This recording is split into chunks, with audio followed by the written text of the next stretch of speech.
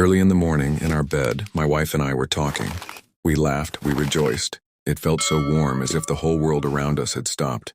And then, through the mist right by the window, two figures appeared. Tall, grim silhouettes in black cloaks with hoods.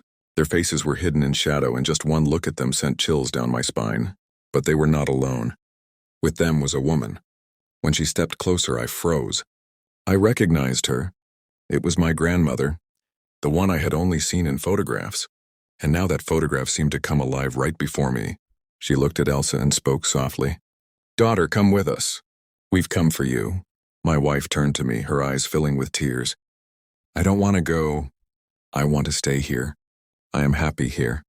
But my grandmother replied, firm and cold, "No, your time has come. It's time for us to go." The two dark figures stood behind her, waiting silently. Elsa looked at me one last time. That look I will never forget. In that moment, it felt as if the whole world was leaving with her. Inside, I felt empty. I wanted to scream, but I couldn't. It was as if invisible chains bound me. I couldn't move, I couldn't speak. Then, gathering the last of my strength, I shouted, "Elsa, Elsa!" And from that cry, I woke up. My throat was dry.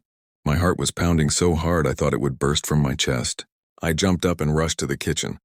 I knew that in the morning my mother would always be there, cooking breakfast. I tried to catch my breath, but the images of the morning still haunted me. The figures, my grandmother, Elsa, everything felt so real even though I was awake. I wanted to believe it was just a dream, but the emptiness inside told me otherwise. I sat down at the table, staring at my hands, trembling. I saw them. I saw Elsa. She was leaving with them.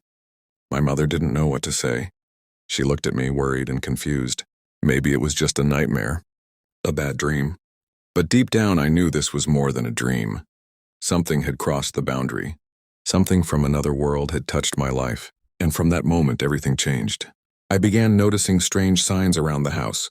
A shadow that moved when no one was there, a whisper in the hallway, and sometimes the faint scent of her perfume, even though she was gone.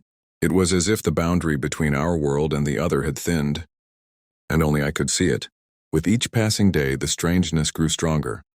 Sometimes I saw silhouettes in the corners of the room, shadows outside the window, and sometimes a quiet voice whispering my name when I was alone.